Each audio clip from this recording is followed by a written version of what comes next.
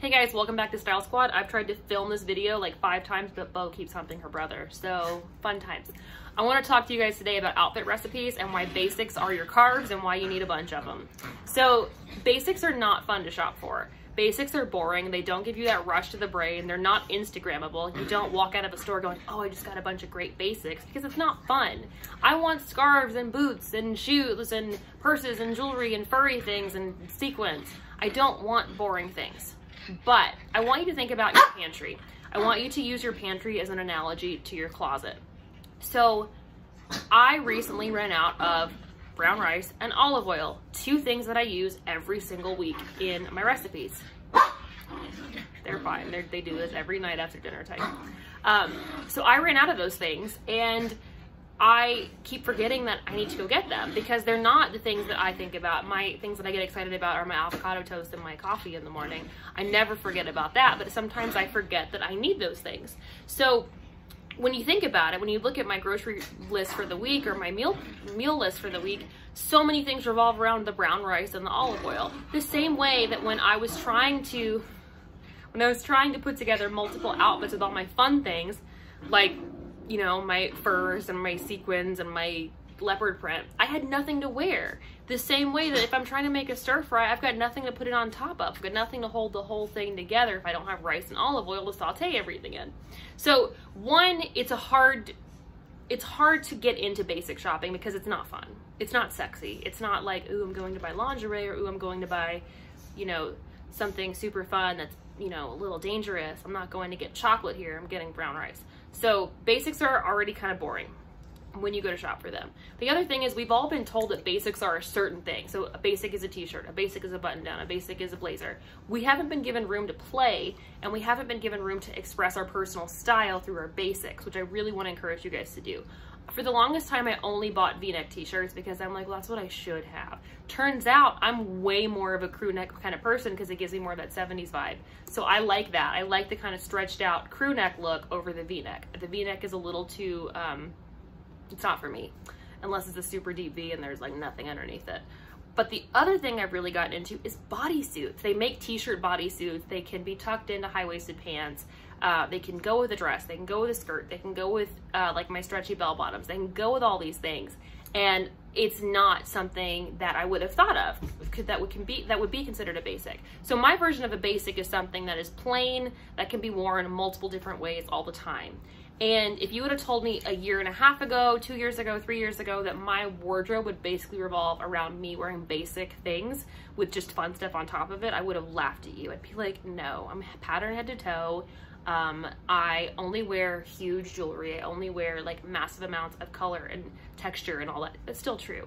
But I wear now a button down and jeans and boots with a bunch of fun jewelry, or a t-shirt and jeans and boots with a lot of fun jewelry. And having the foundation gives me room to shop. So I want you to start thinking about when you go out shopping as you're shopping for a recipe. So I want you to think about, okay, what do I have at home? What do I have in my pantry already? So let's say you have a bunch for, let's talk summer, because it is summer, much to my dismay, and I hate summer clothes. Okay, I have a bunch of shorts already, but I don't have any shoes that could be considered a basic other than my flip-flops. So then we go back to our question, what are your neutrals? So what are your neutrals in your color palette? They're different for everybody. Do you have a neutral print? Maybe it's leopard print, maybe it's palm tree print that you really like, that you wear a lot of. What do you have that is considered a neutral to your particular wardrobe? So I know Elizabeth the other day got a pair of espadrilles that have palm trees all over them, which would be completely out of my comfort zone, but it's a neutral for her because a lot of her stuff is tropical. She can wear those palm trees with a black t-shirt and those shorts. She can wear the espadrilles with a sundress. She can wear it with a skirt. She can wear it with so many different things. And that's because it's a neutral for her. So maybe your neutral is a rose gold. Maybe you need a rose gold tank top in your life to tie everything else together to wear with your shorts and your jeans and your palazzo pants this summer. For me, my big thing was changing slightly what I was wearing. Like I wear a lot more cropped pants, not cropped like capris, but like cropped like jeans that are cut off. And I wear them with sneakers that are my Converse. I wear those because they're lighter. And I also have been wearing, I've been wearing a lot of dresses and ankle boots still because I refuse to give up my ankle boots. But the 2 dresses I'm getting the most wear out of are 2 just plain bell sleeve dresses. So I can wear them with sandals, I can wear them with boots, I can wear them with sneakers if I want to. I can wear them with so many things. And what's so funny is when you open my wardrobe, those are not the things that are the most exciting. They're not the things that jump out the most. They are, but they're getting worn the most. So rice is not the most fun thing to buy at the grocery store. I want to buy the dairy-free Ben & Jerry's, but I'm going to get more use out of the rice. So I want you to start thinking when you're buying things in terms of recipes. So add palm tree print espadrille to whatever. Treat it like something that you like, okay, if I buy this, can I put it in multiple things? Can I use it different ways? Think about that before you buy something, and think about what you actually need in your closet versus what Instagram's telling you that you need. So outfit recipes, it's a real thing.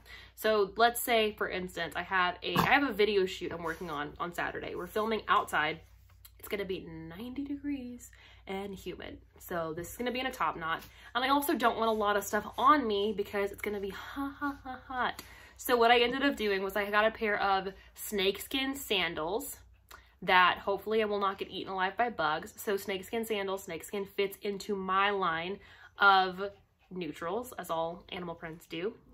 Pair of shorts that are high-waisted enough to hide everything I want, but also long enough to not have my butt cheeks out, and a white button down.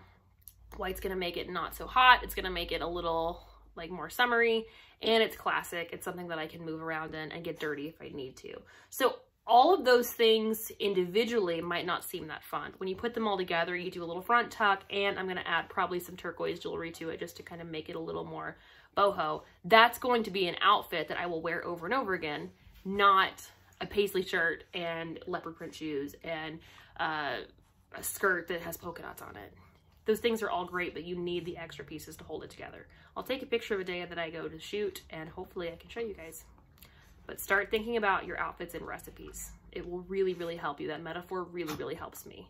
And when you're going to buy accessories, okay, what do I have in my pantry already? What do I have in my wardrobe already? What will enhance, not what will I need to buy an entirely new outfit for? You ever go on Pinterest and you're like, oh, this recipe looks great, but I have to buy literally everything, every single spice, every single oil. Like, I don't know why I need grapeseed, avocado, and almond oil for one recipe, but I've got olive oil at home already. Bo just knocked over my stand, so I'm going to take that as a sign to sign off. I love you guys so much. I will talk to you soon. Happy shopping for your recipes.